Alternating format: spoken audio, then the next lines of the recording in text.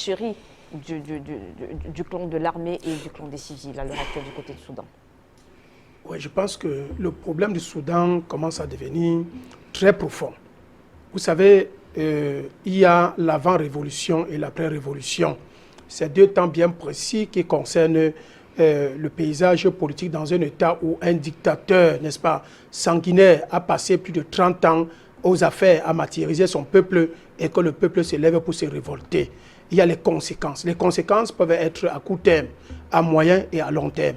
Alors pour le cas du Soudan, il y a un problème d'éducation et de formation, n'est-ce pas, non seulement de l'armée soudanaise et aussi des populations.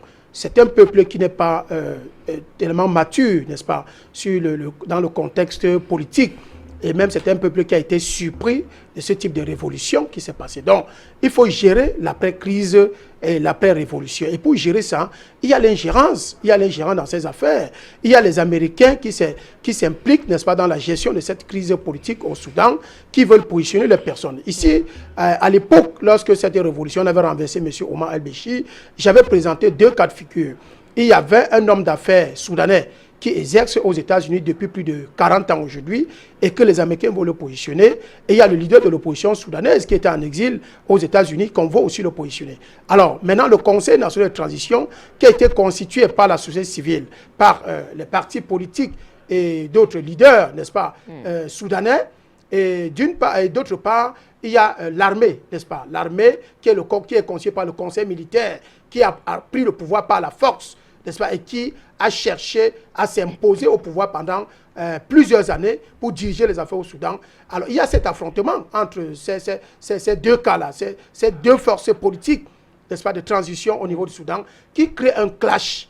Et pour gérer donc ce clash-là, il faut bien que le conseil militaire qui est aux affaires puisse créer la diversion. Pour créer la diversion, il parle d'un coup d'État. Le coup d'État, qui fait le coup d'État? On ne peut pas faire le coup d'État à celui qui a fait le coup d'État. Le coup d'État vient d'où? Ce sont les militaires qui font le coup d'État. Est-ce que les civils ont les moyens pour faire le coup d'État?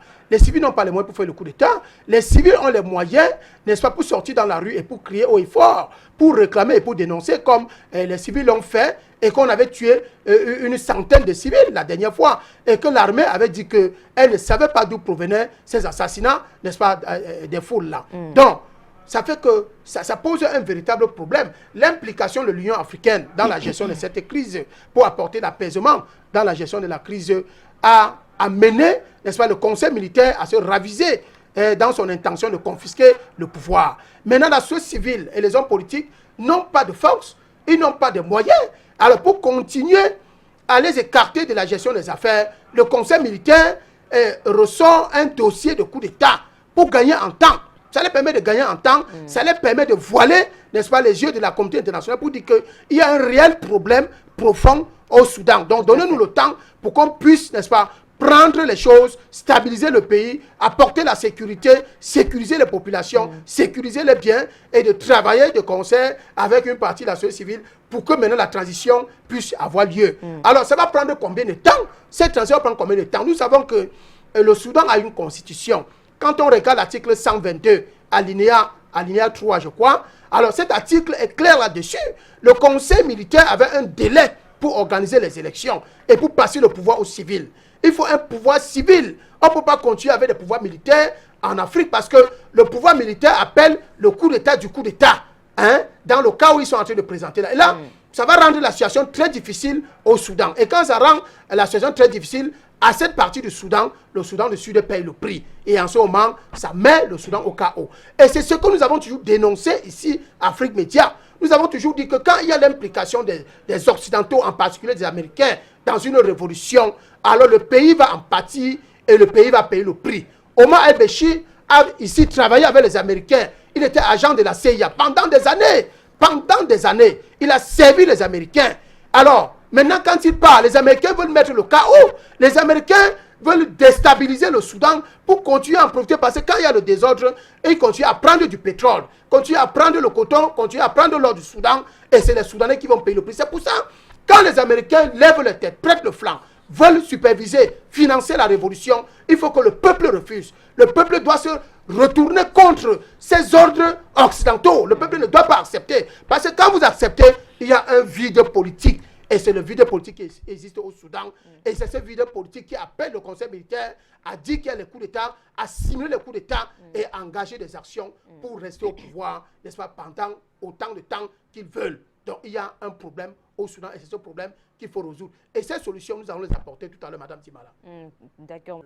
La stabilité et l'avancement dans les négociations restent toujours entachés simplement parce que il y a plusieurs, n'est-ce pas, il y a plusieurs éléments qui entrent en jeu, n'est-ce pas. Il y a beaucoup d'intrus dans cette affaire-là, c'est pour ça que ça devient complexe.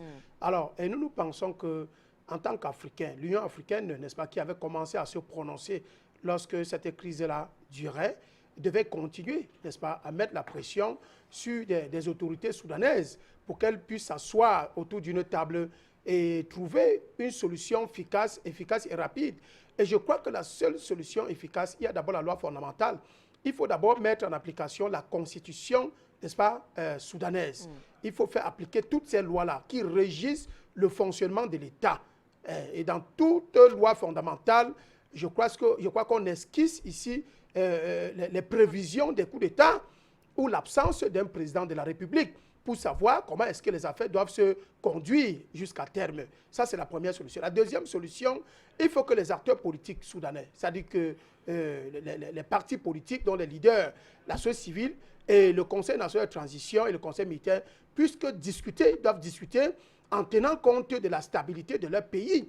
Et la discussion doit porter sur la transition, sur la prochaine élection présidentielle qui doit avoir lieu, n'est-ce pas, sur les différentes candidatures, et le code électoral, le Conseil national électoral, ceux qui doivent organiser les élections. C'est là où ils doivent s'appuyer au cours de la discussion, en écartant les Occidentaux, n'est-ce pas, autour de la table, en les éloignant, en les mettant très loin, en regardant les intérêts du Soudan. La troisième solution, c'est qu'il faut que les militaires fassent tout pour rejoindre les casernes, pour stabiliser le pays, pour stabiliser, n'est-ce pas, les personnes et relancer, n'est-ce pas, la vie des citoyens.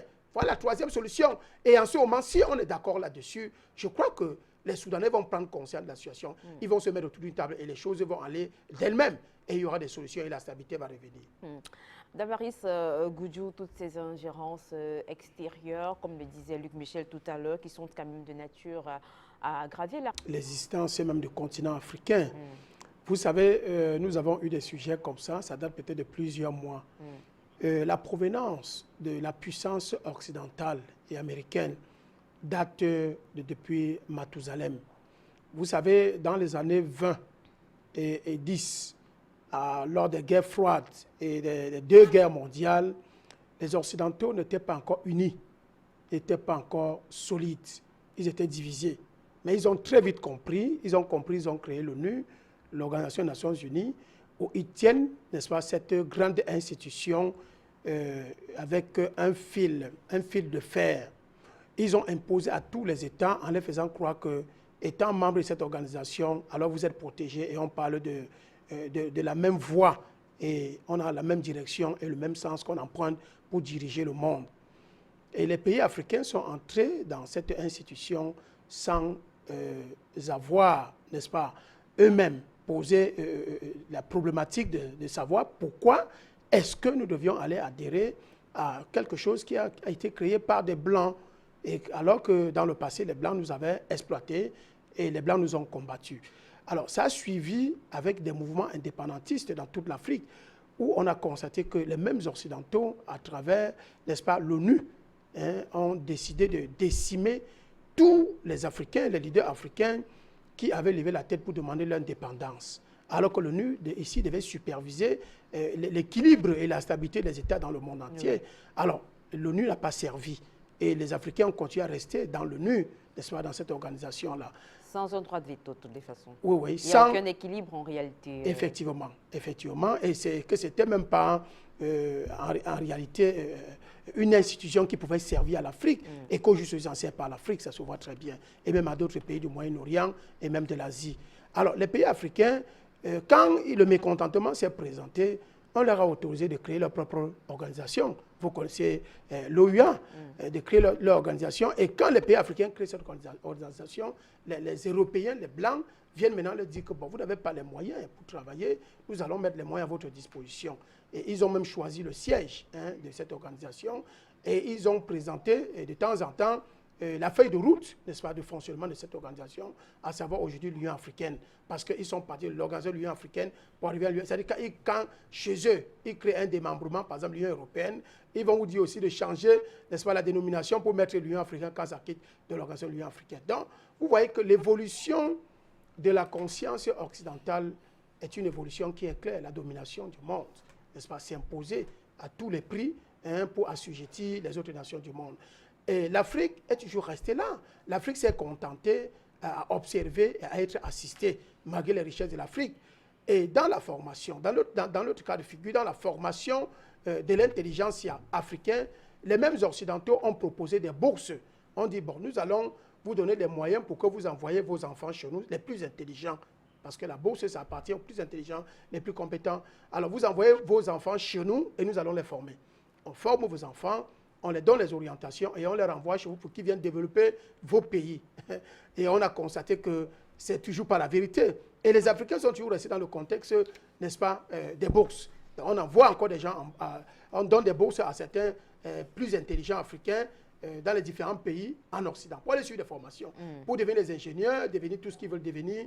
Et alors, après, les Blancs ont pensé que même s'ils sont formés, il faut qu'on trouve les moyens pour les maintenir chez nous, parce qu'on ne peut pas les former, ils connaissent nos sciences, nos technologies, et on les envoie développer l'Afrique. D'ailleurs, ils ont donc maintenu l'Afrique dans l'assujettissement, dans la pauvreté et la misère, pour que ces ingénieurs, ces gens qui sont bien, ne trouvent pas la possibilité de rentrer chez eux, parce qu'ils rentrent chez eux, ils ne vont pas servir. Donc, l'Afrique n'est pas industrialisée, l'Afrique a des problèmes d'électricité, des problèmes d'eau. Et un ingénieur formé aux États-Unis, à Washington et partout en France et tout ça, à Hambourg, en France, en Allemagne, ne peut pas trouver sa place en Afrique parce qu'il ne peut pas servir en Afrique. Alors, et dans le contexte du commerce, ils ont donc créé les différents champs, les différents champs d'action commerciale dans le monde entier. Il y a la loi OHADA qui est là, où on impose qu'il faut travailler avec des méthodes symétriques de commerce. Ils sont venus avec des assurances. Et ils ont appauvri l'Afrique en empêchant que l'Afrique puisse s'industrialiser et avoir, n'est-ce pas, non seulement sa propre technologie, mais avoir son intelligence, en maintenant, n'est-ce pas, cette intelligence de leur côté, en les asservissant, en les empêchant même de s'épanouir dans leur propre pays et en trouvant des moyens pour qu'ils ne puissent pas enrichir l'Afrique. Alors, quand ça se passe comme ça, nous avons donc des dirigeants africains qui ont fait des études là-bas, pour certains d'entre eux, et quand on les renvoie ici, on leur donne une feuille de route, un cahier de charge.